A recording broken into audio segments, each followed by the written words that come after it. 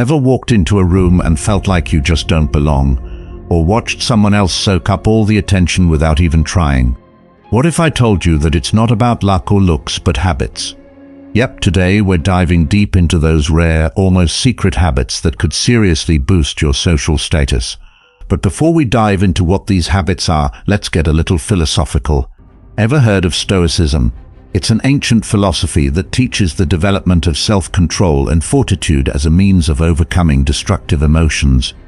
The Stoics were all about mastering their inner game, controlling what they could, and letting go of everything else. And guess what? That's exactly what we're aiming for when we talk about elevating our social status. It's not about changing who we are to fit into a mold. It's about enhancing what we already bring to the table by adopting some powerful habits. So think of today's chat as a modern twist on Stoic philosophy. How to be the master of your own vibe in any room you walk into. Buckle up, because some of these habits might just surprise you. They're not your run-of-the-mill advice like smile more or just be yourself. We're going deeper, looking at the undercurrents that truly make a person stand out. You know, those people who radiate a kind of confidence that's both commanding and approachable without seeming to try too hard. They've got something special, but I'll let you in on a secret. It's not special at all. It's learned, and it's all about the subtle art of presence, listening, and yes, it's even how you react when things don't go as planned. Imagine walking into your next social event armed with more than just good intentions, but with a solid game plan for how to be genuinely magnetic. That's what we're getting into today. 1. Master the art of presence. One of the most pivotal moments in any social setting isn't when you start speaking. It's the moment you step into the room. Think about the last time you really noticed someone making an entrance. What was it about them that caught your eye? Chances are it wasn't just their outfit or a flashy smile, but the way they carried themselves, their presence. This is what the Stoics might call prohoresis, or the art of using your moral will wisely. It's about cultivating a demeanor that reflects confidence and intentionality even before a single word is spoken. Presence is a bit like an invisible thread that ties all your qualities together and makes people want to know more about you. It's how you harness the power of non-verbal communication, your posture, your gaze, and even the energy you bring into a room. Let's break it down. First, consider your posture. It's the foundation of your presence. The Stoics weren't just about mental exercises and philosophical debates. They understood the importance of physical bearing as a reflection of mental state. To them, a straight posture was not just about health. It was a reflection of a well-ordered mind. So when you walk into any room, pull your shoulders back, lift your head, and straighten your spine. This isn't just about looking confident. It's about feeling it from within, which radiates outwards. Next, think about your eye contact. There's a balance to be found here. Too little and you seem disinterested or shy. Too much and you can come off as confrontational. The key is to maintain eye contact that feels natural and engaged. When you lock eyes with someone, let it be a moment of connection. You're not just looking, you're seeing them, acknowledging their presence just as strongly as you project your own. This mutual recognition, this shared moment, is where real connections are sparked. Now let's talk about the energy you bring into a space. This goes beyond just feeling energetic or being upbeat. It's about your emotional state, your vibes, if you will. The Stoics taught that our emotions could either control us or be controlled, and this is never more critical than in social interactions. By choosing to enter a room with a positive, open energy, you set the stage not just for how others will perceive you, but for how they will interact with you. This doesn't mean you have to be the life of the party or the loudest voice in the room.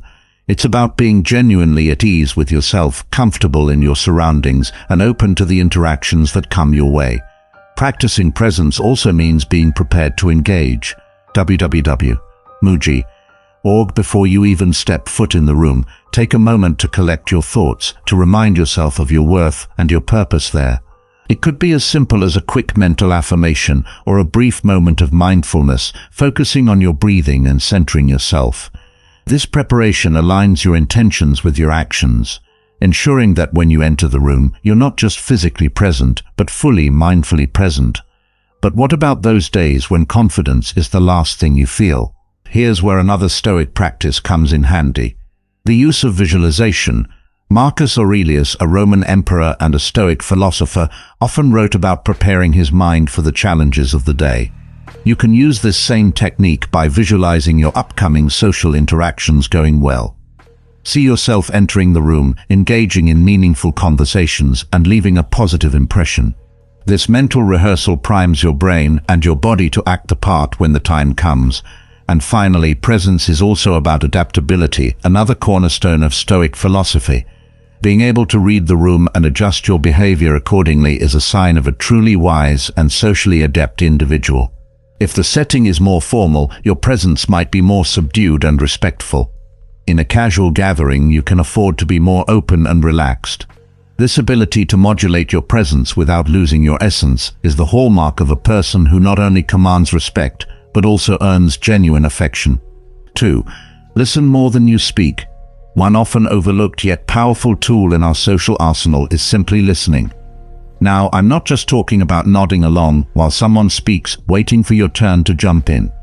True listening is an active, engaging, and frankly, quite a rare skill. In our fast-paced, always-on world, where everyone's ready to voice their opinions at the drop of a hat, choosing to listen, really listen, is key. Can elevate your social interactions to new heights. You see, listening is a form of respect, and it's also a fundamental aspect of Stoic practice. The Stoics like Zeno or Chrysippus believed in the power of listening to understand, not merely to respond. They emphasized that we should listen more than we speak, reflecting on others' words as a way to gain wisdom and broaden our perspectives. When you listen attentively, you're not only gathering information, but you're also showing the speaker that you value their thoughts and time. This establishes a level of trust and respect that is hard to replicate through any other means. Active listening involves much more than passive hearing. Imagine you're in a conversation where you're genuinely absorbed by what the other person is saying. You're not just hearing their words, but you're also picking up on their emotions, their body language, and the subtext of their speech. This level of engagement allows you to respond more thoughtfully, making the conversation more meaningful for both parties involved. The Stoics practice this by focusing their attention fully on the present moment and the person they are with, cultivating a kind of mindfulness that enriches interactions. Moreover, active listening shapes how you respond in conversations. When you truly listen, you learn to respond with relevance and depth, which further enhances your relationships. For example, if someone shares a personal story, instead of immediately offering advice or an anecdote of your own, you might ask them how that experience made them feel or what they learned from it. This shows that you're not just participating in the conversation, you're invested in it. This can be particularly powerful in settings where building rapport is crucial, such as networking events or team meetings. But how can you become a better listener? Start by being fully present. In a world where it's all too common to glance at our phones or look around the room during a conversation, giving someone your undivided attention is a significant gesture. It might help to think of each conversation as a Stoic exercise in mindfulness and self-control, where you consciously choose to focus on the other person, tuning out distractions. Additionally, encourage the speaker. Little affirmations like nodding or simple interjections like "I see" or "that sounds challenging" can go a long way. These cues signal to the speaker that you are engaged and appreciate what they're sharing. This doesn't just make the speaker feel respected, it also makes the conversation richer and more interactive. Remember too that good listeners are perceptive to the flow of dialogue. They know when to ask open-ended questions that encourage the speaker to open up and share deeper thoughts and feelings. Questions like "What happened next?" or "How did that make you feel?" can open up the conversation, providing more depth and insight. These are techniques not just of social interaction, but of philosophical inquiry reminiscent of the Socratic method, which is fundamentally a form of philosophical dialogue. In practice, becoming a great listener can also involve reflecting back what you've heard, a technique known as reflective listening. This not only shows you've paid attention, but also helps clarify and deepen understanding for both parties. For instance, you might say, "It sounds like that was a really rewarding experience for you." This reflection not only validates the speaker's feelings, but also encourages them to continue sharing. 3. Bring out the unexpected. You know there's something inherently intriguing about someone who can surprise you. It's that moment when you think you've got them all figured out, and then bam, they reveal a layer you never expected. This is not just about being unpredictable for the sake of it. It's about sharing those unique aspects of yourself that make you well you. It's about allowing your hidden depths to shine just when everyone thought they had seen all there is to see. Reflecting on Stoicism, we're reminded of the importance of self-knowledge and authenticity. The Stoics emphasized knowing oneself truly and deeply, which includes embracing and revealing aspects that may not be immediately obvious. Think about Marcus Aurelius. He was not only a Roman emperor, but also a philosopher who reflected deeply on personal growth and virtue.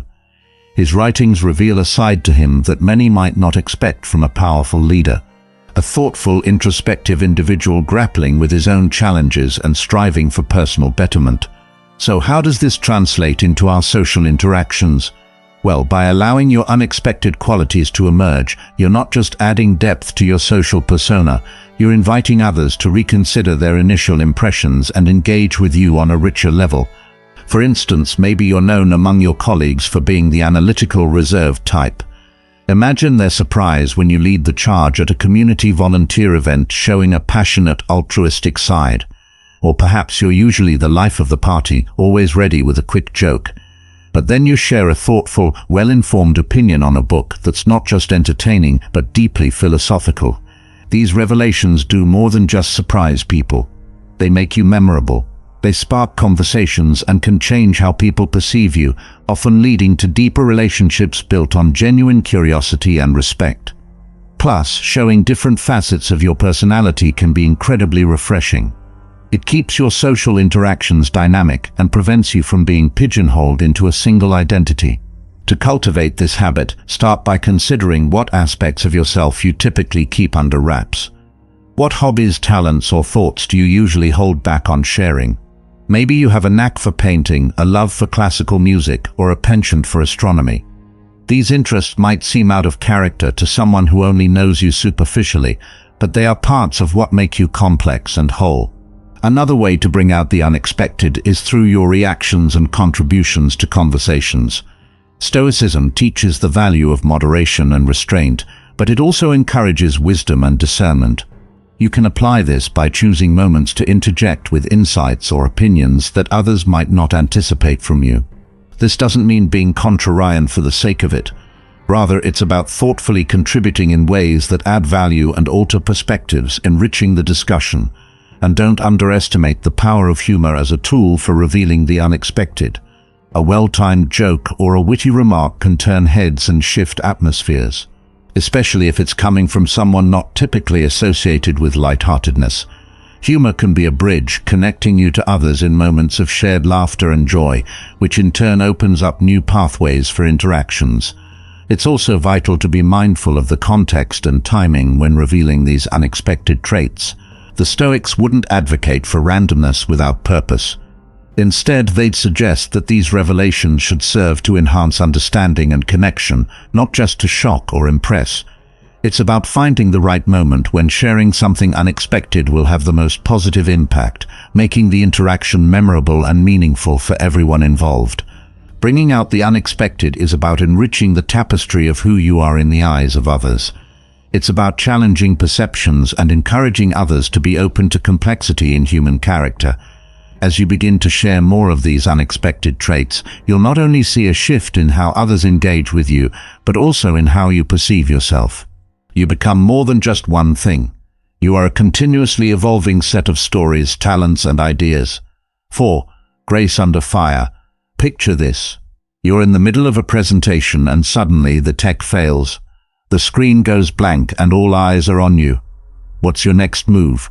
For many, this could easily spiral into a moment of panic. But imagine instead that you handle it with a calm that even surprises yourself. You make a light-hearted joke, smoothly transition to a discussion while the issue is fixed, and continue with poise. This, my friend, is what it means to have grace under fire, and it's a game-changer in how people perceive and respect you. Drawing from Stoicism, we find that grace under pressure is a direct reflection of one's character.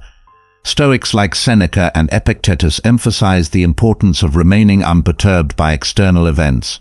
They believed that the only true misfortune was misconduct, and everything else lay outside the realm of our control. So when you maintain composure in stressful situations, you're essentially practicing Stoic wisdom, focusing not on the mishap, but on how you respond to it. Let's unpack why this is so influential in your social interactions. First, it sets a tone of leadership. Calmness in crisis is often associated with strong leadership qualities. It reassures others that you are dependable and capable of managing difficulties. This is crucial in professional settings where stakes are high, but it's equally important in personal scenarios. Whether you're dealing with a family emergency, a conflict among friends, or any unforeseen challenge, your ability to remain composed can actually serve to calm others as well. Moreover, maintaining grace under fire allows you to think more clearly. When you don't let panic set in, you're able to assess the situation more logically and come up with effective solutions. Stoicism teaches us to separate our reactions from the events themselves, focusing on rational responses over emotional ones. This doesn't mean you don't feel stress. It means you don't let it control your actions. This level-headedness also increases your credibility. People trust those who can handle pressure well, believing them to be more competent and trustworthy. Think about it. Would you rather follow someone who falls apart under pressure, or someone who can navigate through it with a clear mind? The answer is pretty obvious, and it highlights just how much your reaction to stress can influence how others view you. So how can you cultivate this trait? It starts with self-awareness. Be mindful of how you typically react to stress. Do you tend to panic or do you shut down? Observing your natural inclinations is the first step in adjusting them. Next, practice stress management techniques like deep breathing, mindfulness, or even preemptive meditation. These tools can help you maintain your calm in real time when those unexpected challenges arise. Another Stoic technique is the premeditation of evils, visualizing potential challenges and mentally preparing for them. This can desensitize you to the impact of real stresses when they occur, as you've already walked through how to handle them in your mind. For example, if you're nervous about a major meeting, spend time imagining various scenarios, including possible problems, and plan how you'd ideally respond to them. Remember too that maintaining grace under fire is a skill honed through practice. Start with small stresses in everyday life. Challenge yourself to respond to minor annoyances with the same level of calm you aspire to exhibit during major crises. This could be as simple as not getting upset when stuck in traffic or handling a rude comment online with poise and perspective. Each little practice builds your resilience and prepares you for bigger tests. Grace under fire is about embodying the Stoic ideal of an unshakable spirit in the face of adversity. It's about not just surviving stressful situations, but thriving within them through a balanced and thoughtful approach. As you cultivate this ability, you'll not only enhance your social stature and influence, but also develop a deeper sense of personal peace and resilience. And that in turn reinforces a life lived, not at the mercy of external circumstances, but in command of one's own internal state. 5. Dress to express, not to impress. Have you ever noticed how the clothes someone wears can tell you a lot about them before they even say a word? It's like each outfit is a personal statement, a non-verbal cue that gives us a glimpse into someone's personality, values, and even their mood. Now, I'm not saying we should judge a book by its cover, but there's no denying that our attire plays a significant role in how we are perceived, and that's why I'm here. And more importantly, how we perceive ourselves. It's not just about dressing to impress others. It's about expressing who you are in a way that aligns with your inner self, which is a very Stoic approach to personal appearance. Stoicism teaches us about the virtue of authenticity, being true to oneself in thoughts, words, and deeds. This philosophy encourages us to focus on what is within our control and to live in harmony with our true nature. Applying this to how we dress, it suggests choosing attire that reflects our genuine selves rather than conforming to external expectations. This is about choosing clothes that fit not only our body but also our soul. Let's dive deeper into this. When you dress to express, you select clothes that resonate with your personal style and comfort rather than what's trending or expected by society. This could mean wearing bold colors because they lift your spirits, or choosing minimalist outfits because they reflect your straightforward, no-fuss approach to life. The key here is intentionality. Each piece you wear should contribute to a coherent expression of your identity. This approach not only enhances how you feel about yourself, but also how you interact with others. When you are comfortable and confident in your appearance, it shows. You stand taller, speak more confidently, and engage more openly. People respond to this authenticity with respect and attraction. They see someone who knows themselves and is not afraid to show it. This is incredibly powerful in both personal and professional settings. Moreover, dressing to express can also be a form of self-care. It's taking the time to understand what styles suit you best, which textures you find most comfortable, and what outfits make you feel most empowered. This mindfulness about your attire can be a deeply satisfying exercise in self-reflection and self-expression. It's a daily ritual that says, "I am worth this effort." Another aspect of dressing to express involves being mindful of the situations you are dressing for. Stoicism doesn't advocate being oblivious to your environment, but rather understanding it, and adapting accordingly without losing your essence. For example, wearing something that feels you, but is also appropriate for the occasion, shows that you respect both yourself and the context of your interactions. It's about finding that balance where your personal style meets situational appropriateness. But what about those days when you feel like you have nothing to wear or nothing seems right? This is where the Stoic practice of perception comes into play. Remember, it's not about the clothes themselves, but how you perceive them and what they represent for you. A simple outfit can be transformed with the right accessories or a different combination, reflecting a new aspect of your personality or a new mood. Experimenting with what you already have can lead to surprising discoveries about your style preferences and creative expression. Additionally, dressing to express encourages sustainability. Instead of chasing fast fashion, which changes with the seasons, you invest in quality pieces that endure and truly resonate with your personal aesthetic. This not only reduces waste and supports ethical fashion, but also ensures that your wardrobe is full of items that you truly love and feel great wearing. Dressing to express is about making your external appearance a true reflection of your internal values and state. It's an exercise in authenticity that aligns with the Stoic aim of living in accordance with nature, your own nature. By carefully selecting your wardrobe to match who you are, you send a powerful message to the world about your identity and values. And in doing so, you attract the kind of attention and respect that comes from genuine self-expression, not just surface impressions. So next time you pick out an outfit, ask yourself if it truly represents who you are and if it feels right in the context of your day. This mindful approach to dressing can significantly enhance both your self-confidence and the way others perceive you. 6. Consistency is key. You know how sometimes you meet someone and they're just so themselves no matter where they are or who they're with. There's something incredibly refreshing and magnetic about that kind of authenticity. This quality, consistency, isn't about being inflexible or rigid. It's about being reliably you in a world that constantly shifts around us. And let me tell you, mastering this can seriously raise your social status because it builds trust and makes you a stable point in an unstable world. Let's talk about Stoicism for a minute. This ancient philosophy places a huge emphasis on living according to one's virtues consistently, no matter the external circumstances. Stoics like Marcus Aurelius argued that it's not our thoughts or words that define us, but our consistent actions. They believed in being the same person in private as you are in public, which is a testament to true character. This is exactly what we mean by consistency. It's about aligning your actions with your values consistently over time, so people know what they can expect from you. Now, applying this to our social interactions, consistency means that you bring the same level of respect, kindness, and quality of interaction to every encounter, regardless of who you're dealing with or what your mood is. It means that your friends, colleagues, and even casual acquaintances receive the same you.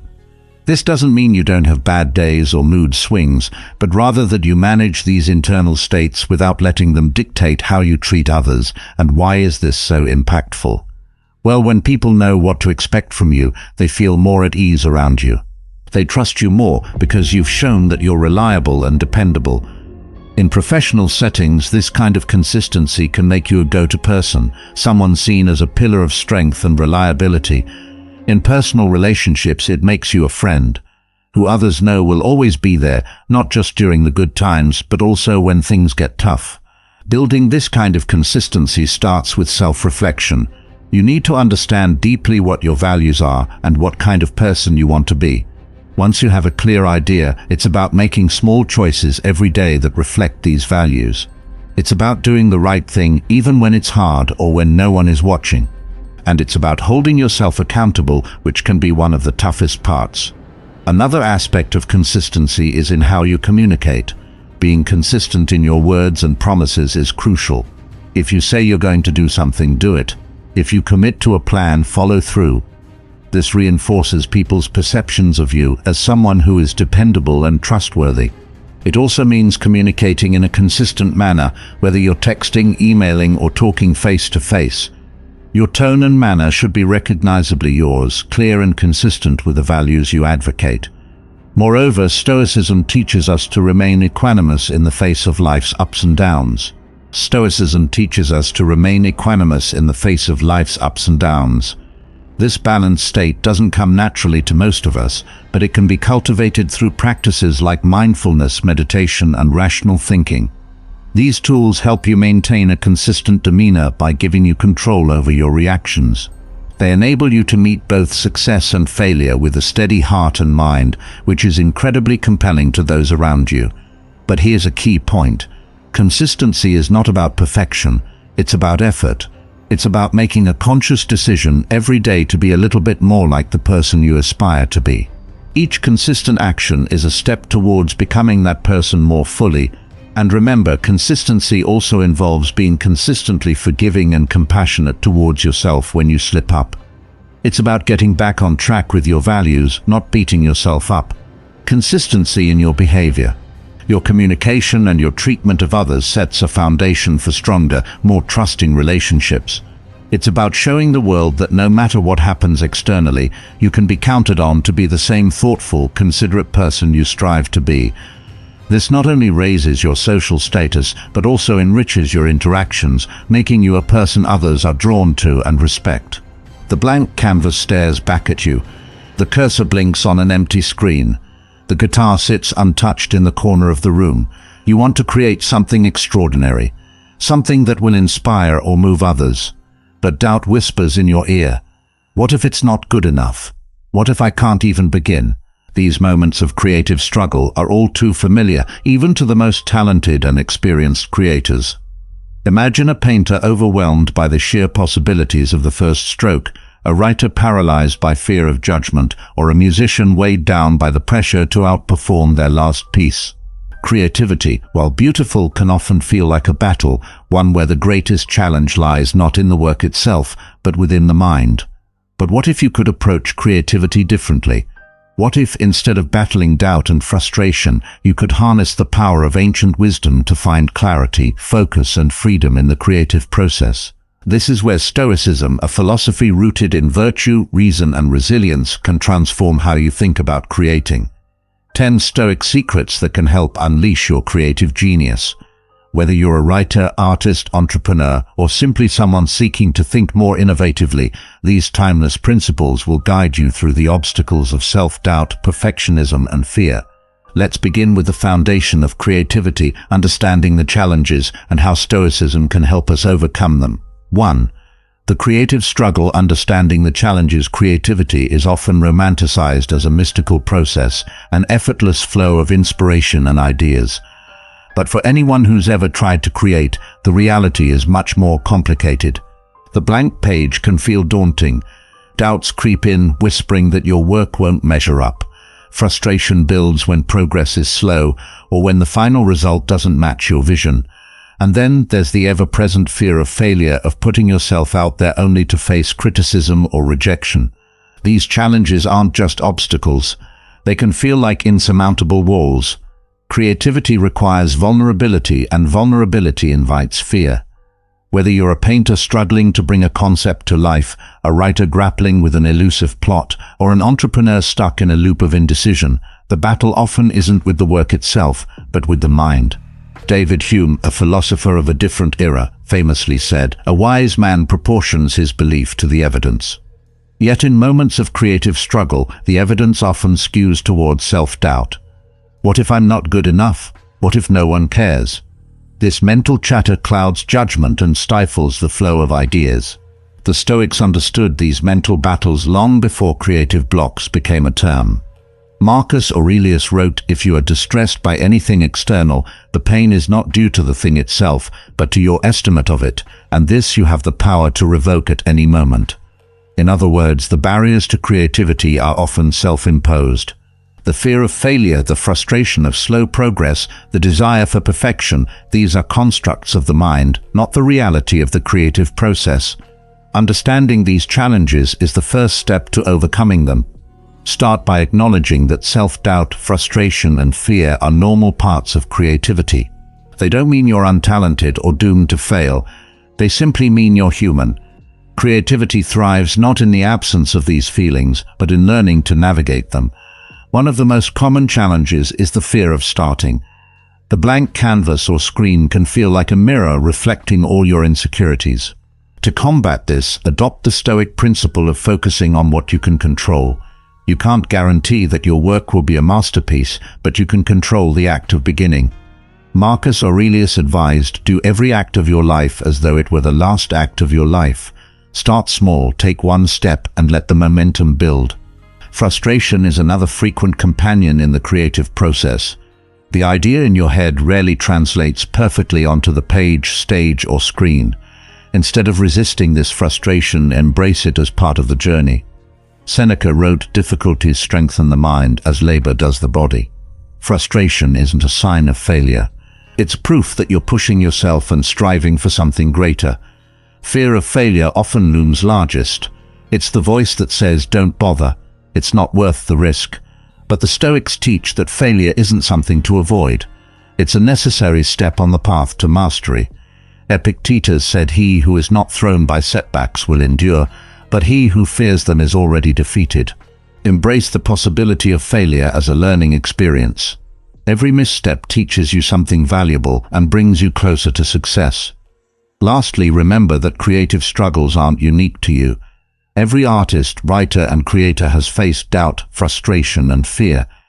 What separates those who succeed from those who give up is resilience, the ability to keep going despite the challenges. Creativity isn't about perfection, it's about persistence. Ask yourself, what's holding me back right now? Is it fear, frustration, or doubt? How can I take one small step to move forward?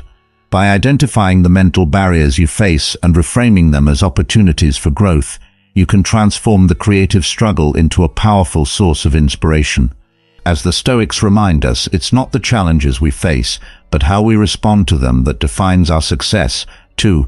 What Stoicism can teach creatives: creativity often feels like a chaotic process, fluctuating between bursts of inspiration and moments of doubt, frustration, or outright mental blocks. It's easy to feel overwhelmed, as though the creative journey is completely out of your control.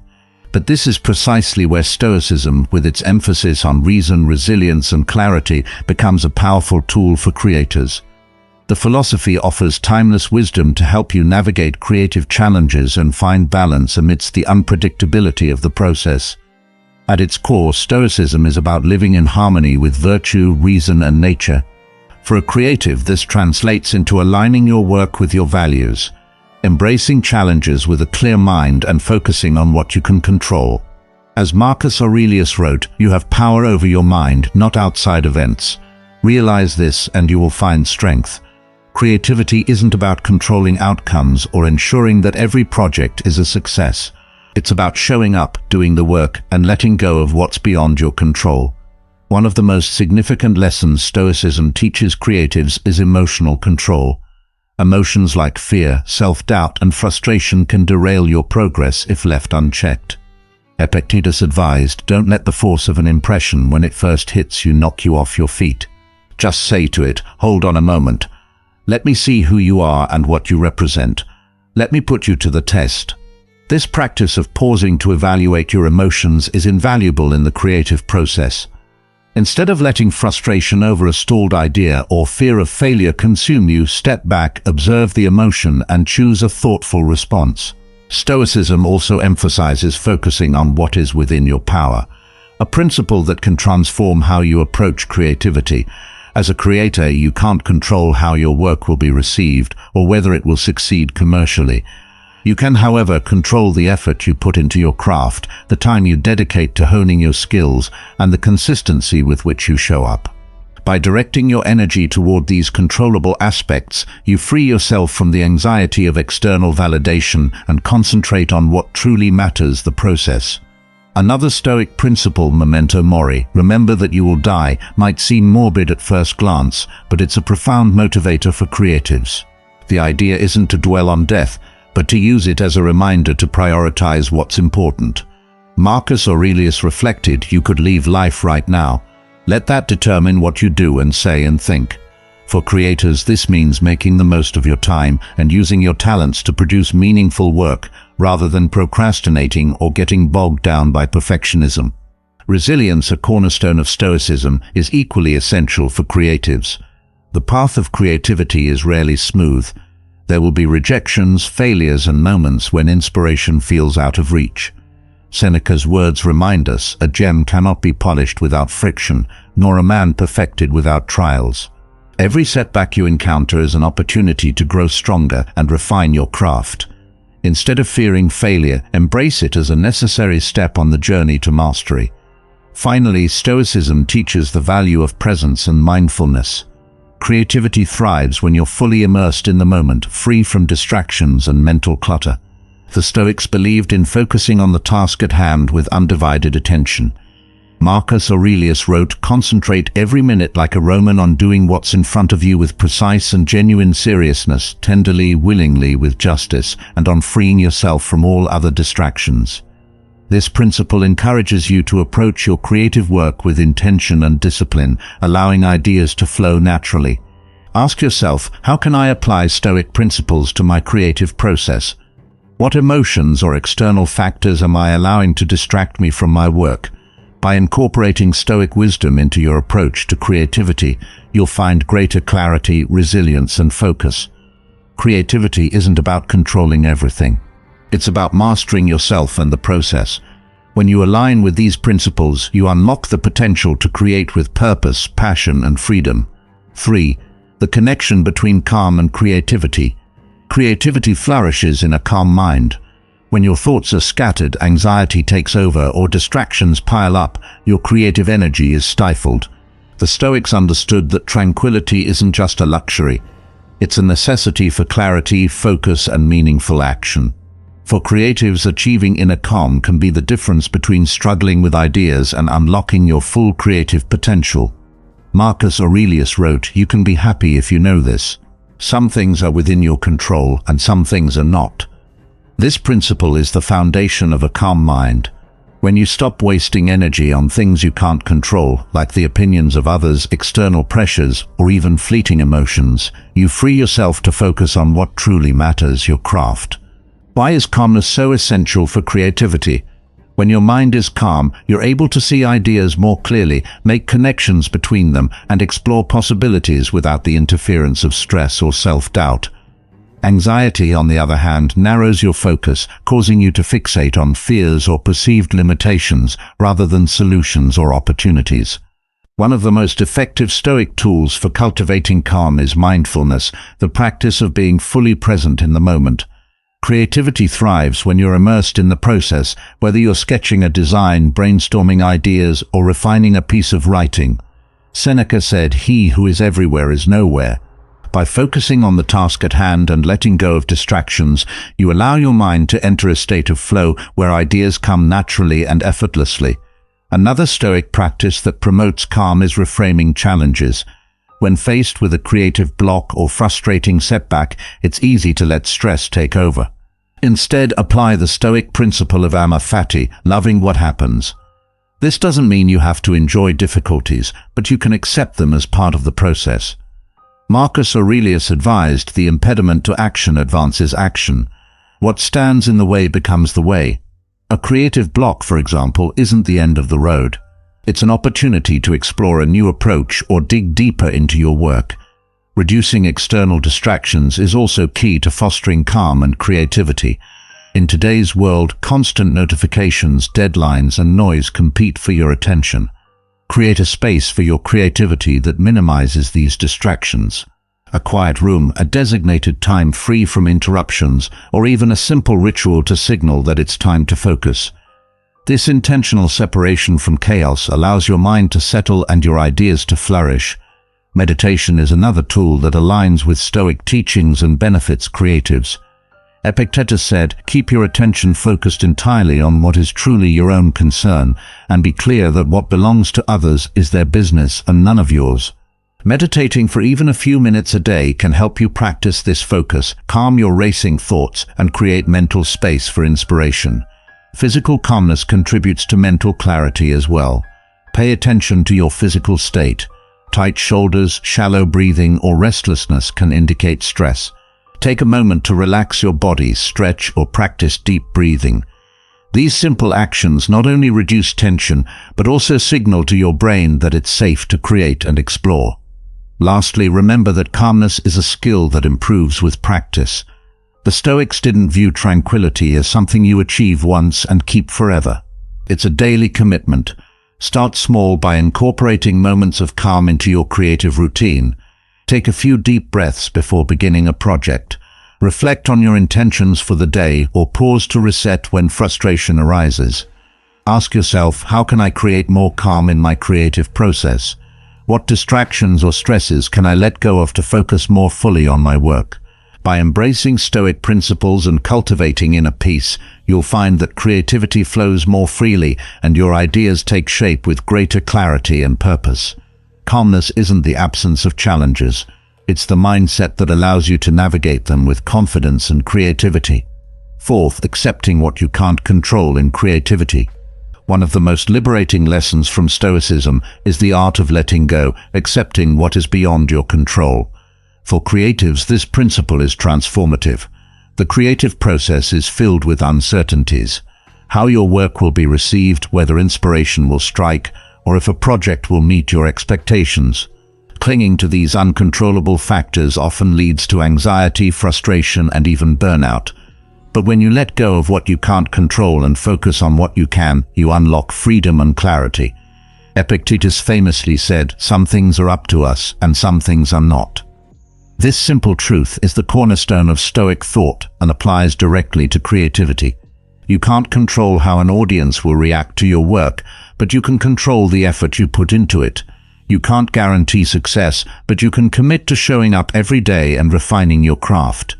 By shifting your focus to the controllable, you free yourself from unnecessary worry and give your best to the process. In creativity, one of the greatest sources of frustration is the need for external validation. Whether it's seeking approval from peers, chasing likes on social media, or obsessing over sales numbers, relying on others' opinions for your sense of worth is a recipe for disappointment. Marcus Aurelius wrote, "It never ceases to amaze me." We all love ourselves more than other people, but care more about their opinion than our own. Instead of seeking validation, create because it aligns with your values, passions, and goals. Let your work be an expression of who you are, not a reaction to what others expect. Another common trap for creatives is fearing criticism or rejection. These are inevitable parts of the creative journey, yet they often hold people back from sharing their work or taking risks. The Stoics remind us that we can't control others' judgments, only our response to them. Seneca wrote, "You have been put in charge of yourself. No one can harm you without your consent." Criticism isn't a reflection of your worth. It's simply someone else's perspective. Use it as a tool for growth and let go of the rest. The need to control outcomes is another obstacle in the creative process. The Stoics, you might have a clear vision of how a project should turn out, only to feel frustrated when the result doesn't match your expectations. So think about what consistency means to you and take those steady, purposeful steps towards living it out every day. The impact, just like the effort, will be profound and lasting. As we wrap up today, remember that the true essence of raising your social status isn't found in superficial changes, but in the consistent, genuine expression of who you are.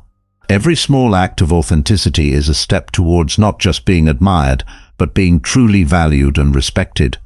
Thank you for joining me today and being a part of the Stoic Journal community. If you found value in our discussion, consider watching this next video on the screen, where we dive deeper into the practical applications of Stoic principles in daily life. Even when no one is watching, waking up early to train, read a book instead of scrolling through your phone, staying calm instead of reacting impulsively, and listening in silence instead of rushing to argue in life. No one can avoid uncertain periods and challenges that seem impossible to overcome. Some people collapse, but others push through and grow. What makes the difference? No luck, not circumstances. It's inner strength, a quiet but persistent force from within. Inner strength isn't innate. It's the result of daily mental discipline. Do you want to get through difficulties without losing yourself? Do you want real growth, not just the appearance of strength? Start by training your mental discipline and building inner strength. If you are ready, leave a comment. I want to become better. The path won't be easy, but you will never regret it. Principle number 1. What is mental discipline? Mental discipline is not harsh. Self-restraint. It's not about telling yourself I must endure, then clenching your teeth and bracing for difficulty. Mental discipline goes deeper. It's the ability to control restless thoughts, impulsive emotions, and automatic reactions that instinct often pushes us into. It's the art of keeping your mind from being dragged into nonsense, allowing you to focus on what's useful and within your control. Picture a crowded room, a tense meeting. Suddenly someone makes a direct, provocative comment aimed at you. Their eyes. Watch closely, waiting to see how you'll respond. All eyes turn your way. In that moment, your body tenses, your heart races, and your mind wants to fire back with a sharp reply, but you sit still, back straight. Eyes calm, no words, no lowering of your head, just controlled silence, and that silence unsettles the other person. They expected resistance to assert their power, but you don't give it in that moment. The real power is yours. Epictetus said, "No man is free who is not master of himself." Breaking down that statement, freedom is not doing whatever you want. Freedom is not being chained by your emotions and reactions. Mental discipline helps you step out of those invisible chains. When insulted or facing injustice, the instinct is to retaliate. But if you pause, breathe, observe your feelings, and choose not to react immediately, you are living in inner freedom. Some ask, is this a weakness? No, it's the highest form of strength. The weak are easily led by provocation. The strong know not everything is worth responding to, and not every battle is worth fighting.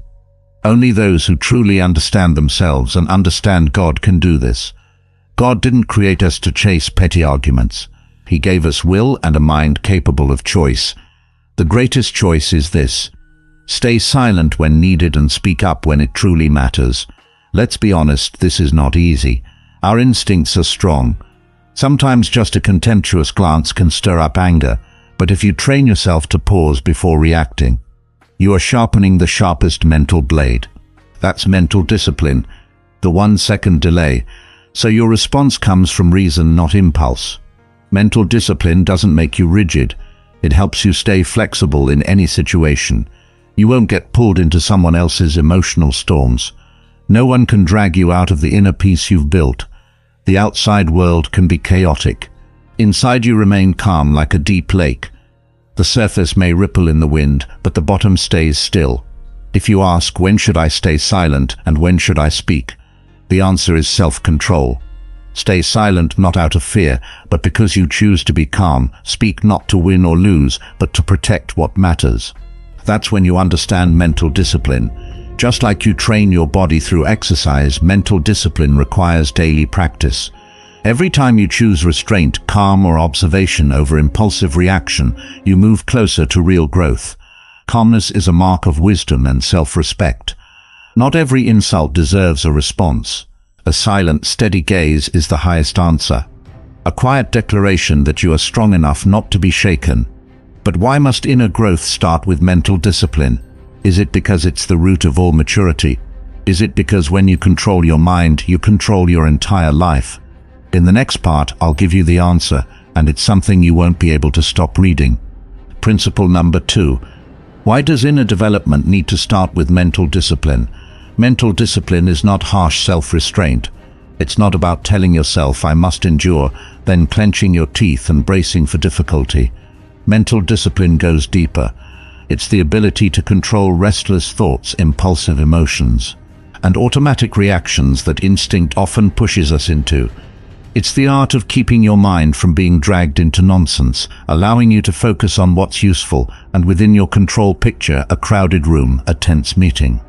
Suddenly someone makes a direct, provocative comment aimed at you, their eyes. Watch closely, waiting to see how you'll respond. All eyes turn your way. In that moment your body tenses, your heart races, and your mind wants to fire back with a sharp reply. But you sit still, back straight, eyes calm. No words, no lowering of your head, just controlled silence, and that silence unsettles the other person. They expected resistance to assert their power, but you don't give it in that moment. The real power is yours. Epictetus said, "No man is free who is not master of himself." Breaking down that statement, freedom is not doing whatever you want. Freedom is not being chained by your emotions and reactions. Mental discipline helps you step out of those invisible chains. When insulted or facing injustice, the instinct is to retaliate. But if you pause, breathe, observe your feelings, and choose not to react immediately, you're living in inner freedom. Some ask, is this a weakness? No, it's the highest form of strength. The weak are easily led by provocation. The strong know not everything is worth responding to, and not every battle is worth fighting. Only those who truly understand themselves and understand God can do this. God didn't create us to chase petty arguments. He gave us will and a mind capable of choice. The greatest choice is this: stay silent when needed and speak up when it truly matters. Let's be honest, this is not easy. Our instincts are strong. Sometimes just a contemptuous glance can stir up anger, but if you train yourself to pause before reacting, you're sharpening the sharpest mental blade. That's mental discipline. The 1-second delay. So your response comes from reason, not impulse. Mental discipline doesn't make you rigid. It helps you stay flexible in any situation. You won't get pulled into someone else's emotional storms. No one can drag you out of the inner peace you've built. The outside world can be chaotic inside. You remain calm like a deep lake. The surface may ripple in the wind, but the bottom stays still. If you ask, when should I stay silent and when should I speak? The answer is self-control. Stay silent, not out of fear, but because you choose to be calm. Speak not to win or lose, but to protect what matters. That's when you understand mental discipline, just like you train your body through exercise. Mental discipline requires daily practice. Every time you choose restraint, calm, or observation over impulsive reaction, you move closer to real growth. Calmness is a mark of wisdom and self-respect. Not every insult deserves a response. A silent, steady gaze is the highest answer. A quiet declaration that you are strong enough not to be shaken. But why must inner growth start with mental discipline? Is it because it's the root of all maturity? Is it because when you control your mind, you control your entire life? In the next part, I'll give you the answer, and it's something you won't be able to stop reading. Principle number 3, the power of mastering thoughts. A mistake, a failure, or even an unintended criticism can shake us, but if we are clear-headed enough, we realize that what causes pain isn't the event itself, but how we think about it. Stoic philosophy emphasized this long ago. Men are disturbed not by things, but by the views which they take of things. Epictetus. People do not suffer from what happens, but from how they interpret what happens in their minds. And this is where inner growth begins, with mental discipline and the ability to control one's thoughts. Jake is a typical example of this lesson.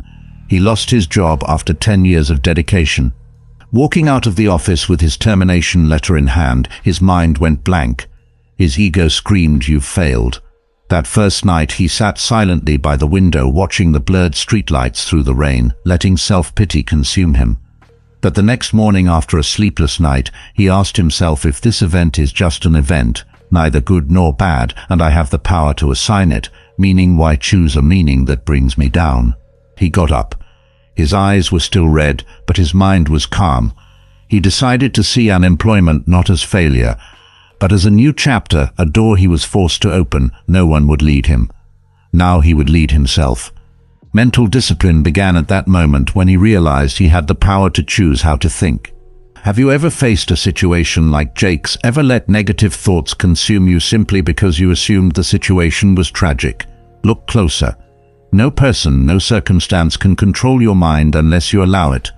Those who see challenges as enemies will only find burdens. Those who see challenges as teachers will grow. The difference comes down to a single moment of awareness. The moment you ask yourself, what am I thinking?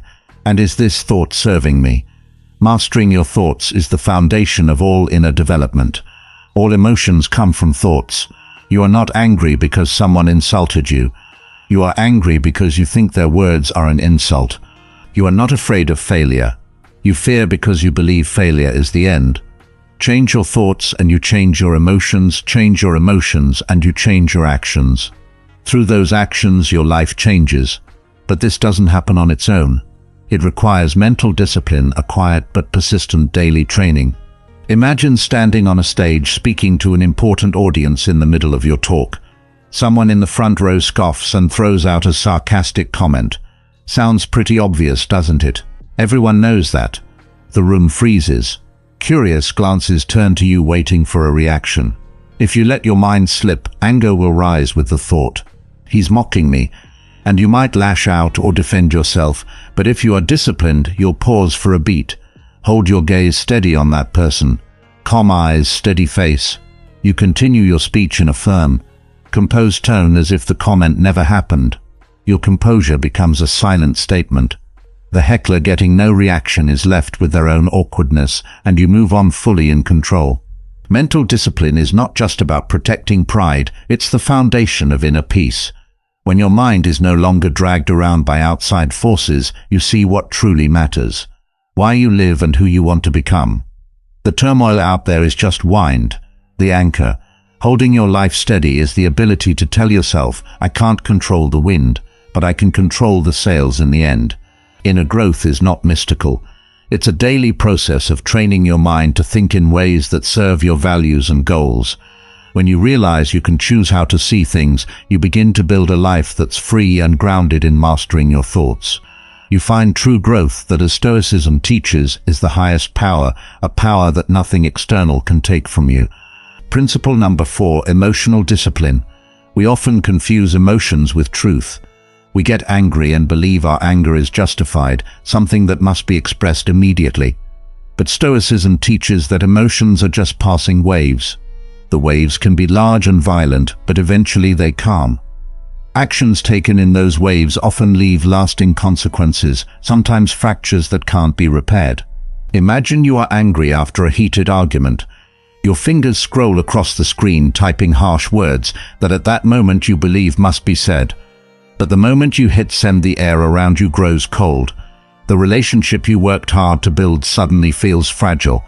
Maybe you were right in your thoughts, but you were wrong in how you acted. That mistake came from letting temporary emotions lead the way. A person with mental discipline will stop, breathe, and ask themselves, will this still matter? A day from now, a week from now, a year from now. Marcus Aurelius once wrote, "You have power over your mind, not outside events. Realize this, and you will find strength."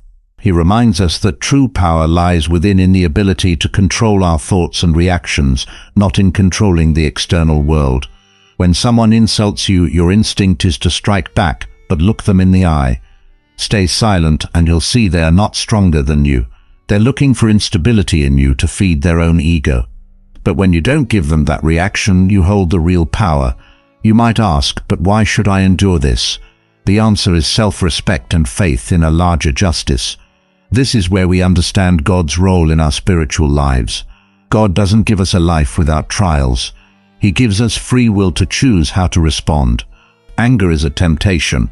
Silence and restraint are the highest forms of silent prayer, a plea saying, "Please help me keep the peace you have placed in my heart." God does not side with the loud. He stands with those who are humble and patient and who place compassion above ego. Every time you master emotional discipline, you are not only living in the spirit of Stoicism, but also fulfilling a sacred duty, becoming a source of peace instead of turmoil. Think about silent moments in a room, a calm gaze, a steady posture. Others may raise their voices and may try to show power, but that calmness is the strongest silent statement. I am in control. I will not be pulled into one storm.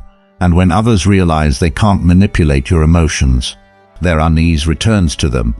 They will wonder why your silence shakes their balance so deeply. Emotional discipline is not negative suppression. It's choosing how to act after the wave has passed. It's knowing that what you are about to say can either build or destroy. Sometimes saying nothing is the strongest action. Don't think this only applies to big conflicts, even small things. A short reply, a sigh, a glance show either self-control or a lack of it. Stoicism emphasizes that inner growth doesn't come from grand moments, but from every small decision not to let emotions lead you. God sees each small choice and patiently walks with you through every step of growth. Trust that every time you practice emotional discipline, you are laying another brick in your strong inner temple. Once you understand the power of emotional discipline, the next question is, how will each small action become part of a lasting foundation? In the next section, I will talk about where every small choice, every quiet decision becomes the bedrock for true and lasting growth. We live in a world where people often wear masks, hiding their true selves beneath carefully painted exteriors, polite smiles, sweet words, or fleeting acts of kindness. Sometimes fail to reflect the true contents of their hearts, but don't worry, you don't need a lifetime to uncover someone's true nature. There are moments and actions, however small, that serve as mirrors reflecting who they really are. Imagine yourself standing at a bus stop on a torrentially rainy afternoon nearby. An elderly person with trembling hands is struggling to pick up scattered fruits from a torn bag. The pouring rain makes the task even harder. The people around some walking past without a glance, some seemingly oblivious, but if someone stops, bends down and helps without expecting anyone to notice or applaud, that action is not just a fleeting act of kindness. It reflects their character, compassion, and how they truly handle life's small challenges. What a person does in everyday moments away from the spotlight is the most authentic representation of who they are. It's in these unprepared situations that a person's true nature is revealed. As Epictetus once said, men are disturbed not by things, but by the views they take of them. The way we perceive and react to the events around us is the clearest mirror of our true selves, and in the journey to uncovering the truth about someone, simply paying attention to these 5 things will allow you to see their true character. Number 1. How a person treats powerless people. The way a person treats those without power is the truest measure of their character. In these moments, social motivators such as personal gain or the desire for recognition are stripped away, leaving only the most genuine reactions. Imagine a simple scenario. You are sitting in a cafe and the server accidentally spills coffee on your table. In those brief seconds, your reaction reveals much about your inner self.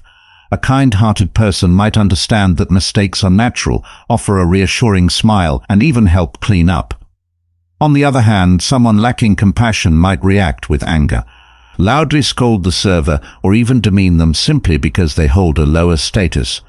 These small actions speak volumes. As Marcus Aurelius once said, "You have power over your mind, not outside events. Realize this and you will find strength."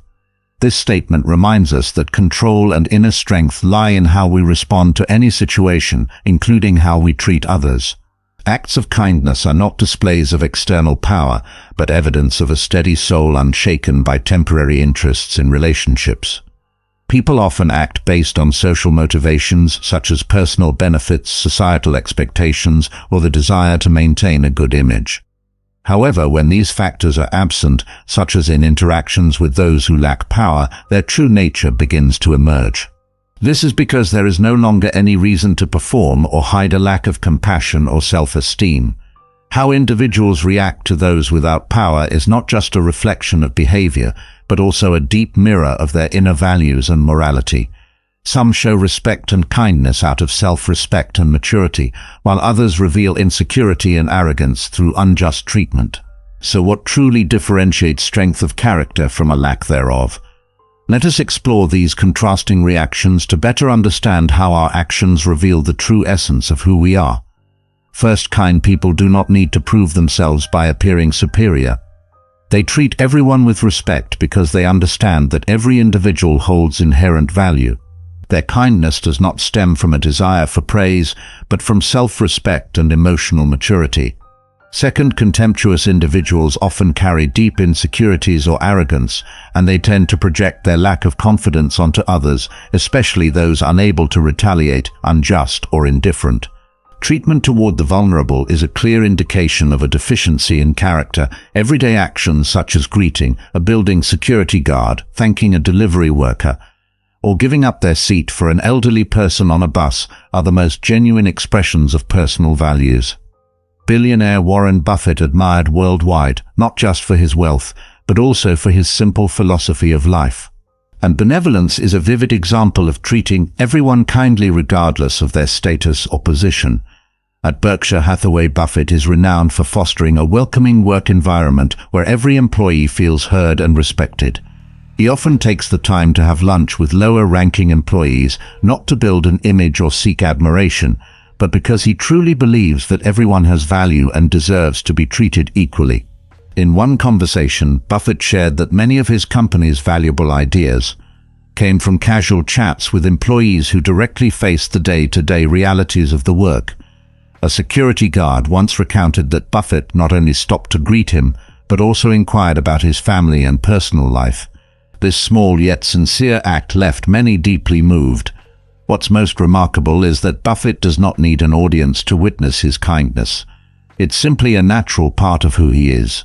He serves as a clear example of the power of compassion and kindness, regardless of circumstances in a society marked by hierarchy and competition. Respecting everyone requires personal discipline and emotional control. It demands that we overcome prejudices, abandon the urge to compare statuses, and recognize each person's value based on their qualities, not their position or power. Kindness is not conditional. It is a principle. How a person handles failure is another crucial aspect of assessing their character. Truly resilient individuals often use failure as an opportunity to learn and improve, whereas the weak or arrogant look for someone to blame or avoid responsibility. Interestingly, their treatment of others during times of failure also reflects their intrinsic values. Imagine this. A person you admire suddenly experiences a major failure. They are criticized, lose their reputation, and face hardship. What would you see in their reaction? Would they remain calm, ready to face and learn from the situation, or would they lose control, become irritable, and assign blame to others? The answer to this question guides us to the next topic: how a person responds to failure. Let us explore how Stoic philosophy teaches us to use failure as a mirror to uncover our true nature. Number 2, how a person responds to failure in every person's life. Failure is not only an unexpected turn, but also the clearest mirror reflecting their true nature. Success, while admirable, often conceals flaws and insecurities beneath its radiant glow. Conversely, failure has the power to strip away pretense, forcing individuals to confront the deepest shadows of their souls. As the philosopher Seneca once said, difficulties strengthen the mind as labor does the body. It is our reaction to failure that truly shapes our character and defines our worth. Failure is not always an enemy yet. For a fragile ego, it easily becomes an obsession, leading people to blame circumstances or others rather than face reality. Imagine a friend you have always admired, someone who shines in their field, suddenly facing a major failure. Perhaps they are publicly criticized, lose the reputation they spent years building, and find themselves in a difficult situation. This is the moment when their true character will be revealed. Will they remain calm, acknowledge their mistakes, and resolve to learn from their failure? Or will they let their emotions take over, becoming bitter and blaming the circumstances or those around them? Their reaction not only reflects their inner values, but also sends a powerful message about their ability to face adversity. Failure is not the end. Those with wisdom and self-respect understand that failure is just a step on the path to growth. Conversely, a heated reaction and the need to assign blame only harm themselves and prevent them from rising again. So as you witness your friend navigating through hardship, you'll realize that it is their calmness and courage in the face of challenges that truly define who they are. The root cause of such negative responses is fear. Fear that failure exposes their imperfections and fear of being judged. However, failure never defines your worth. It is merely a reminder that life continuously challenges you to become a better version of yourself. On the other hand, truly strong individuals do not view failure as humiliation or an end point. They see it as a lesson, an opportunity for improvement. Thomas Edison failed thousands of times before inventing the light bulb. Yet he famously said, "I have not failed. I've just found 10,000 ways that won't work. Thanks to this positive perspective, Edison turned failure into a stepping stone for remarkable success. A positive response to failure reflects humility. When you acknowledge mistakes and are willing to learn, you free yourself from the burden of ego. Remember, a person's value does not lie in avoiding failure, but in how they rise from it. Failure is the ultimate test of your willpower. Imagine you are running a marathon. You have trained for months, but just a few kilometers from the finish line. Your body feels like it can't go on. What will you do? Quit or push forward, even though every step is painful. Those who decide to overcome adversity despite the uncertainty of the outcome are the ones who demonstrate true inner strength. Failure, like a great storm, sweeps away the weak and temporary, leaving behind only the resilient and enduring. Basketball legend Michael Jordan once said, "I've missed more than 9,000 shots in my career. I've lost almost 300 games. 26 times I've been trusted to take the game-winning shot and missed. I failed over and over and over again in my life, and that is why I succeed." In his youth, Jordan was cut from his high school basketball team. Instead of wallowing in self-pity or bitterness, he turned that failure into motivation to train harder. The rest is history. He became one of the greatest athletes of all time. Jordan's story is a clear testament that failure never defines you. It only shapes how you respond. An essential part of dealing with failure is managing your emotions. Those who vent their anger or seek revenge are often overwhelmed by emotions, leading to unwise decisions. Conversely, those who remain calm and reflect transform negative energy into effective action. Stoic philosophy advises us to cultivate the ability to distinguish between what is within our control and what is not. When facing failure, what you can control is your response, choosing to remain calm, analyzing the reasons and learning from the experience to move forward. No matter who you are, where you are, or what you do, we all face failure at some point in our lives. Failure challenges everyone with the same question: how will you respond when things don't go your way? Resilient individuals refuse to let failure define them. They recognize that each failure is an opportunity to build a stronger character, and sometimes their journey of overcoming failure inspires others. Failure is never easy, but it is an inevitable part of the growth journey. What matters is not how you failed, but how you chose to respond. As Marcus Aurelius once said, the impediment to action advances action. What stands in the way becomes the way. Let failure be your teacher, not your enemy. Have you ever experienced failure in your life? How has it changed you? Share your story in the comments. Your story could inspire someone to overcome their own challenges. Remember, failure is not the end. It is the beginning of a new chapter in your life. Number 3, how a person handles power. Power is a lens that magnifies the core essence of human nature. It does not corrupt. It reveals, as the philosopher Plato once said, the measure of a man is what he does with power. This perspective resonates deeply with the Stoic philosophy's understanding of character in the hands of an individual. Power can become a destructive force serving selfish interests or a constructive tool for uplifting others. To truly understand a person's nature, observing how they handle power is a profound starting point. When devoid of power, people often wear masks portraying themselves as humble, kind, or altruistic, but when power is granted, these layers often fall away. Power does not create new flaws or virtues. It amplifies what already exists. As Marcus Aurelius observed, the soul becomes dyed with the color of its thoughts. When someone's thoughts are rooted in integrity and responsibility, power becomes an extension of their goodness. Conversely, when insecurity, greed, or arrogance lurks beneath the surface, power reveals these traits vividly. Imagine a vibrant community garden where people come together to plant, share joy, and care for nature. One individual is entrusted with the responsibility of managing this garden.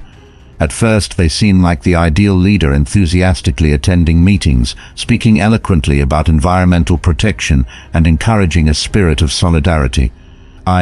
However, once in power, their actions begin to tell a different story. They start controlling resources. Seeds, fertilizers, and tools are locked away and distributed only when they deem it appropriate.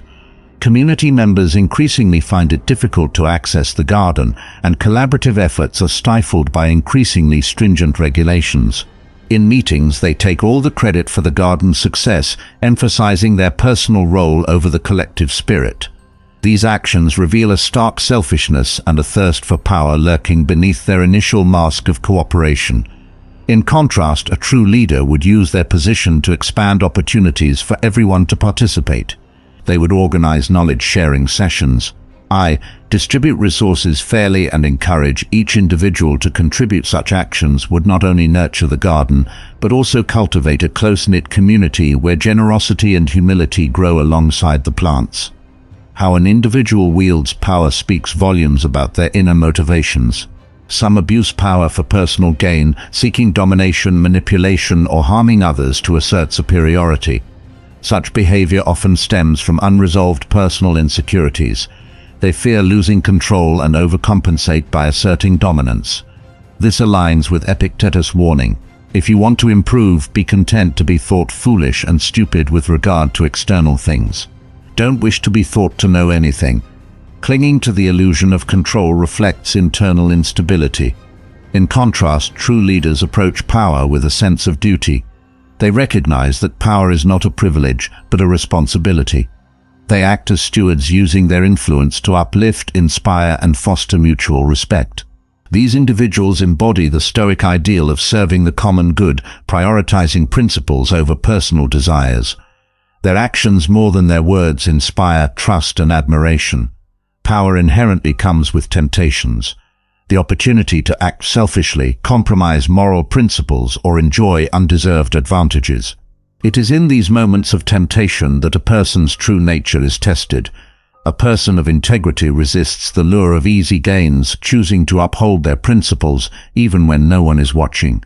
Those who uphold fairness, compassion, and self-awareness when wielding power demonstrate strong moral principles. Power challenges individuals to discern when to act and when to restrain, ensuring their decisions serve justice rather than personal ambition.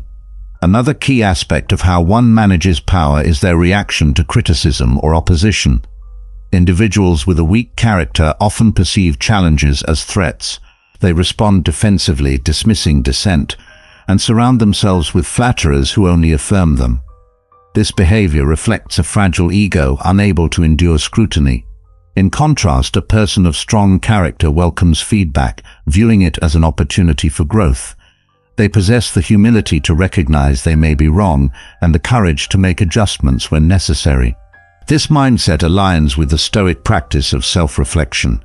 As Marcus Aurelius advised, if someone is able to show me that what I think or do is not right, I will happily change, for I seek the truth by which no one was ever truly harmed. It is the person who continues in his self-deception and ignorance who is harmed. The ability to listen, reflect, and evolve highlights the strength and integrity of a leader. Ultimately, power functions like a magnifying glass, amplifying the qualities already present in a person. Those who possess generosity and wisdom will find their virtues elevated. When they hold power, they inspire others, creating waves of positive change far beyond their immediate influence. Conversely, those driven by selfishness or a desire for control will cause harm, erode trust, and destroy relationships. For Stoic philosophers, power is not merely about controlling others, but about mastering oneself. True power lies in the ability to regulate one's emotions, remain calm in the face of provocation, and act in alignment with reason and virtue. The Stoics remind us that the greatest form of power is self-mastery in daily life. This lesson translates into countless opportunities to display character. Whether it is resisting the temptation to retaliate in an argument, choosing to uplift a stranger in need, or using one's influence to create lasting good, each decision becomes a reflection of one's true self-power. Stripped of its allure, is merely an amplifier.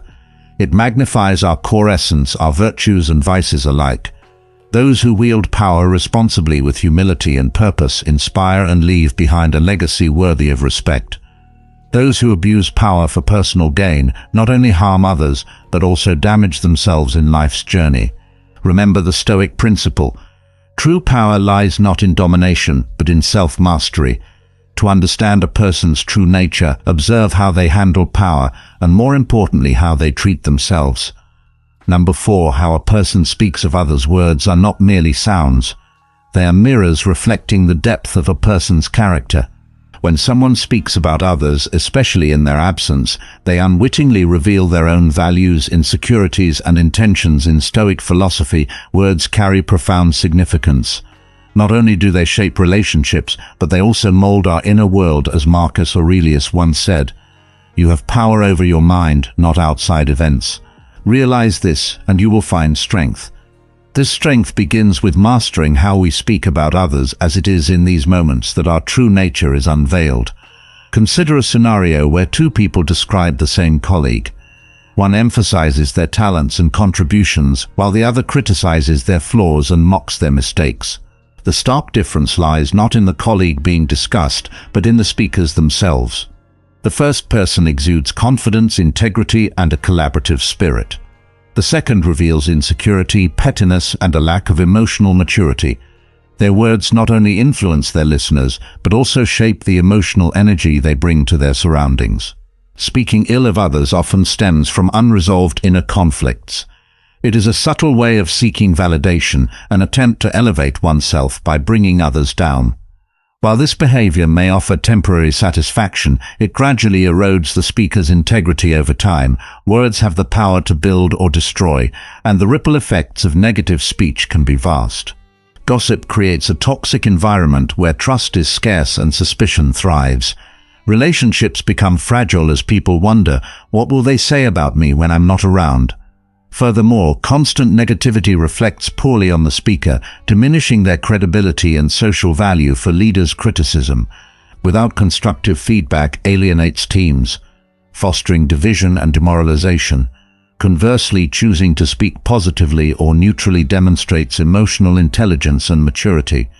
Leaders who praise their teams even in their absence inspire loyalty and cohesion. Imagine a leader commending a team member during a meeting. This simple act not only strengthens group unity, but also showcases the leader's fairness and integrity. Stoic philosophy teaches us to focus on what we can control, our actions, thoughts, and words. By choosing positive language, we honor our values and nurture meaningful relationships. Let's dive into the story of Sarah, a manager at a successful tech company. During a team meeting, one of her employees, Tom, made a significant mistake in his presentation.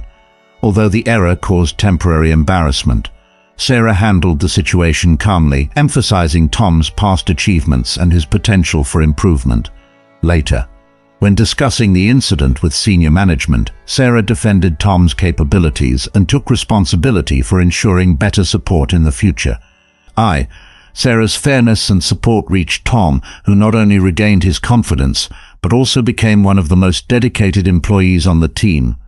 Sarah's choice to use constructive words instead of criticism fostered trust, loyalty, and growth. Our words not only reflect our opinions of others, they mirror our inner selves. A person who frequently criticizes others may reveal dissatisfaction with their own life, while someone who speaks with fairness and empathy demonstrates self-awareness and inner strength. Life is full of challenges that reveal our true nature: aging, loss, and failure. These experiences force us to confront life's fragility and reality. Imagine you have just experienced a major career setback.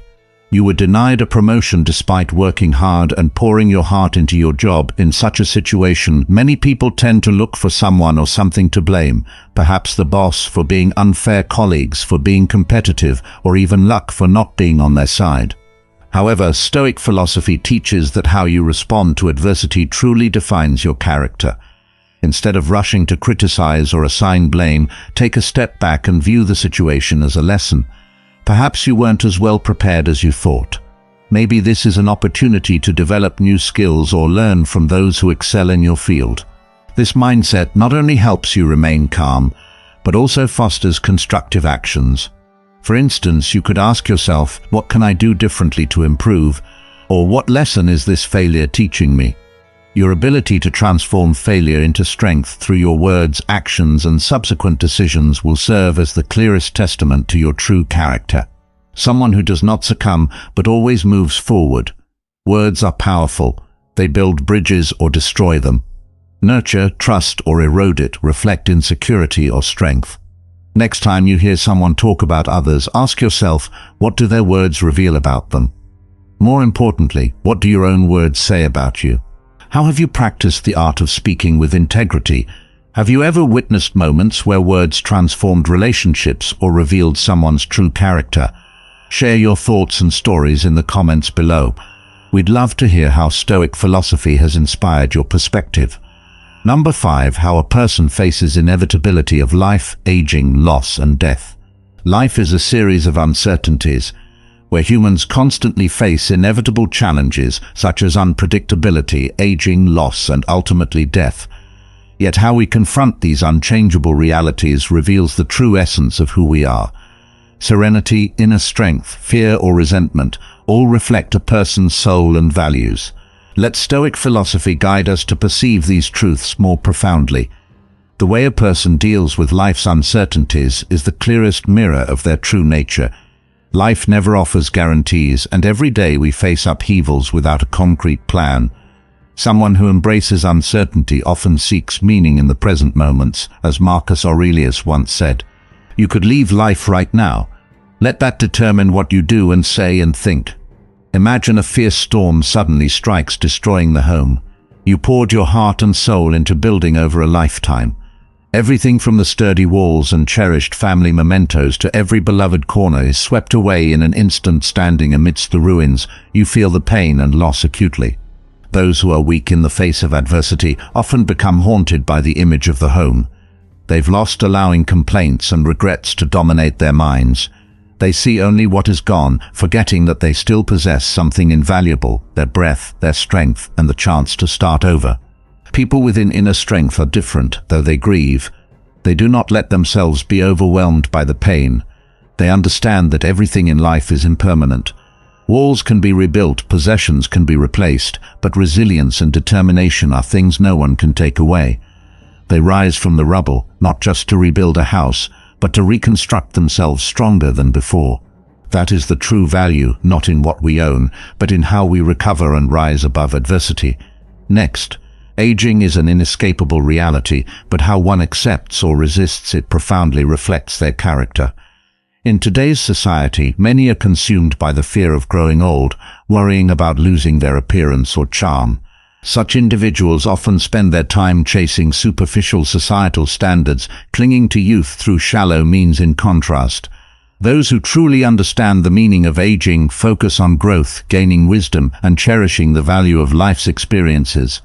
They see time not as an enemy, but as a companion, helping them learn and evolve. Taken for example, a man in his 60s who chooses to share his life experiences by writing books or teaching, instead of attempting to stay forever young through cosmetic surgery. This not only honors his inner values, but also inspires the younger generation. Loss is one of life's greatest challenges. It can be the passing of a loved one, the loss of a valuable possession, or even the abandonment of a dream. Each loss leaves a deep mark on the soul, but how one confronts that loss is the key. Those who respond negatively to loss often let bitterness and anger dominate them. They may blame circumstances, accuse others, or even condemn themselves. Conversely, those who respond positively find meaning in suffering. They understand that pain is an inseparable part of life and learn to accept it as a lesson. A specific example: a woman loses her spouse to illness. Instead of drowning in grief, she decides to establish a charity to support families with similar struggles. This act not only helps her heal, but also brings value to the community.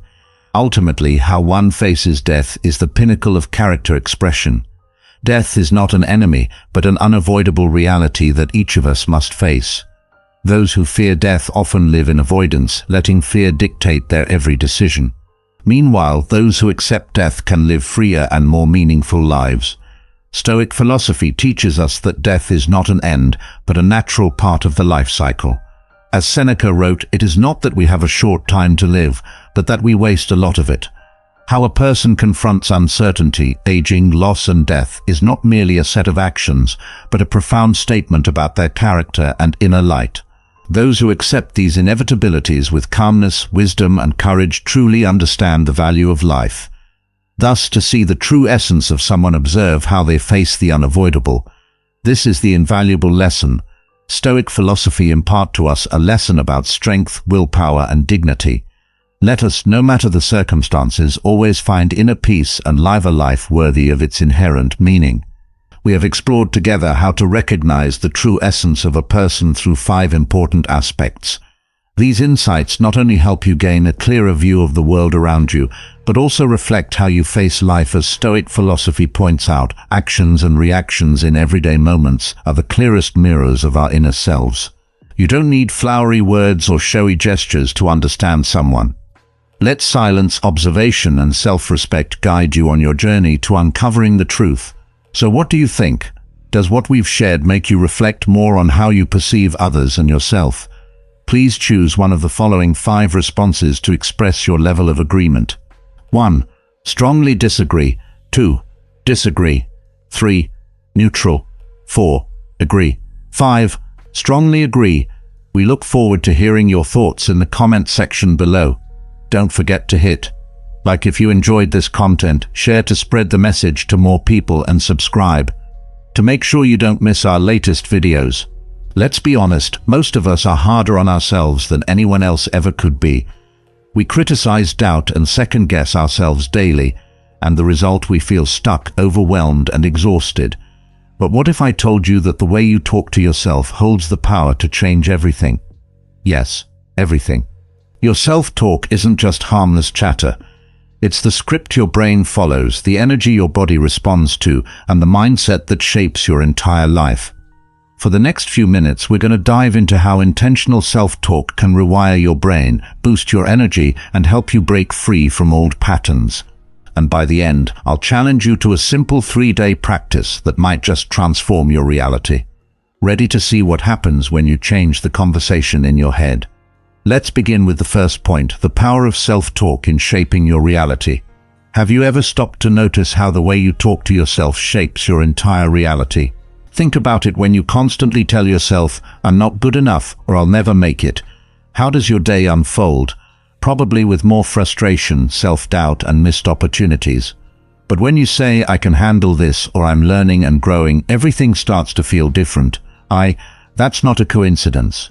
Your self-talk is the foundation of your mindset, and your mindset influences every aspect of your life, from the way you handle challenges to the way you seize opportunities. Imagine 2 people facing the exact same setback, let's say a rejected job application. One person thinks, "I knew this would happen. I am just not cut out for this." The other person says, "This is disappointing, but it's not the end. I'll refine my approach and keep trying." The first person might give up entirely, while the second person uses the setback as fuel to improve. What changed? Not the situation, but the internal dialogue. One mindset leads to stagnation, the other to resilience and growth. This principle isn't new. The Stoics, who mastered the art of mental discipline, understood this deeply. Marcus Aurelius, a Roman emperor and Stoic philosopher, once said, "The happiness of your life depends upon the quality of your thoughts." The Stoics taught that while we can't control external events, we can control our internal responses. And self-talk, that's your internal response to every moment you encounter. So how do you use this power to shape a better reality for yourself? Start by becoming aware of your self-talk. Pay attention to the words running through your mind. Are they building you up or tearing you down? When you catch yourself being overly critical, pause and reframe. For example, instead of saying, "I can't handle this," try, "This is challenging, but I'm capable." It might feel forced at first, but over time it becomes second nature. Affirmations are another effective tool. Choose a few positive statements that resonate with you. "I am strong, I am worthy. I am capable of growth." Repeat them daily, morning, night, or whenever. Self-doubt creeps in. Repetition strengthens these beliefs, and soon enough they become your default mindset. Visualization also plays a huge role. Close your eyes and see yourself succeeding. Whether it's nailing a presentation, reaching a personal goal, or simply being at peace, your brain starts to believe what it repeatedly envisions, and your actions align with that belief. But here's something we often overlook: self-compassion. Think about how you'd encourage a close friend going through a tough time. You wouldn't call them a failure for making a mistake, right? So why do it to yourself? Treat yourself with the same kindness when you stumble. Remind yourself that setbacks are part of the journey, not a reflection of your worth. Speak to yourself as you would to someone you care about deeply. When you do, your mind becomes a place of support, not sabotage. Your reality shifts, not because the world changes, but because you do too. Your thoughts create biochemical reactions in your body. Have you ever felt physically drained after a stressful day, even if you didn't do much physically, or felt energized simply because you were excited about something? That's not coincidence. It's chemistry. Every thought you have triggers a biochemical reaction in your body. This means your mindset isn't just influencing your mood, it's impacting your physical health and energy levels in real time. Let's break this down. When you have negative thoughts like, "I'll never get through this," your brain releases stress hormones such as cortisol. This hormone prepares your body for a perceived threat, increasing your heart rate and tensing your muscles. In the short term, it's useful for emergencies, but when negativity becomes a habit, your body stays in this stress state for too long, leading to fatigue, anxiety, and even illness. On the flip side, positive thoughts like "I can handle this" release feel-good chemicals such as dopamine and serotonin, which boost your mood, improve focus, and increase your overall energy. Picture this: Sarah, a young entrepreneur, faces a crucial business pitch. She spends days thinking, "I'm going to mess this up." By the time the pitch arrives, her body is already worn out from days of stress. Her mind is foggy and her confidence is shattered. Now imagine if Sarah had approached the same situation with, "I'm prepared, I can do this." Her body would have responded with calmness and clarity, giving her the best chance to succeed. The situation didn't change, her thoughts did, and so did her body's response. Stoicism, with its emphasis on inner discipline, aligns perfectly with this concept Epictetus taught. It's not what happens to you, but how you react to it that matters. Your reactions start with your thoughts, and those thoughts have a direct line to your body's chemistry. The Stoics believed that mastering your mind was key to mastering your life, and science now proves they were right. So how can you harness this connection for your benefit? First, start each morning with intentional self-talk before the day's stress kicks in. Take a moment to affirm your strength. "Today, I will handle whatever comes my way with calm and clarity." This sets a positive biochemical tone for your entire day. Second, practice mindfulness throughout the day. When negative thoughts arise, don't ignore them, acknowledge them, but then consciously shift your focus. Replace "this is too much" with "one step at a time." "I've got this." It's like flipping a switch in your brain, changing the chemical flow from stress to calm. Another practical tip: end your day by reflecting on 3 things you did well.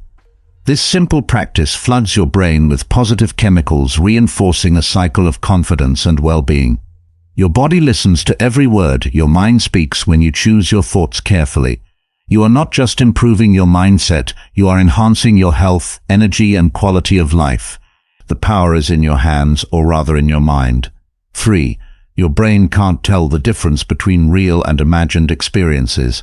Did you know that your brain processes what you imagine? Almost the same way it processes reality. It's fascinating, but it also means that your self-talk and mental imagery have immense power. When you constantly visualize failure or doubt, your brain reacts as if those fears are real, reinforcing anxiety and hesitation. But when you imagine success, your brain starts to believe it's already happening, setting you up for actual achievement. Let's put this into perspective. Think of athletes before a big game. Many of them use visualization techniques, picturing themselves scoring the winning goal, crossing the finish line, or making the perfect play. This isn't just mental fluff, it's neuroscience at work. Their brains can't fully distinguish between the imagined success and the real thing, which boosts their confidence and sharpens their focus when the moment arrives. Now, imagine applying this to your own life. Say you have a challenging presentation at work. If you spend the days leading up to it thinking, "I'll mess up, they'll see right through me," your brain is already preparing for failure. Your nerves spike, your voice shakes, and your mind goes blank. But if you take time each day to close your eyes and vividly imagine yourself speaking confidently, engaging your audience, and nailing every point, your brain registers that as a rehearsal. By the time you actually present, it feels familiar, like you've already succeeded. Before you even start, this aligns perfectly with Stoic wisdom. Marcus Aurelius in his Meditations emphasized the power of mental preparation. He would reflect each morning on potential challenges he might face, preparing his mind to respond with calm and clarity. While the Stoics didn't have modern neuroscience, their practices reflect what science confirms today. Your mind shapes your reality even before it happens. So how can you make this work for you? Start by creating a mental movie of your goals. Whatever you are working toward, be it personal, professional, or emotional, spend a few minutes each day vividly imagining yourself achieving it. See the details, feel the emotions, and immerse yourself in that success. Your brain will start to believe in that possibility, pushing you to take actions that align with that vision. When negative images pop up, don't panic. Acknowledge them, then consciously replace them. If you see yourself failing, pause and repaint that picture. See yourself overcoming obstacles instead. This isn't about ignoring reality, it's about training your brain to focus on solutions rather than fears. And remember, repetition is key. The more you visualize success, the stronger the neural connections become.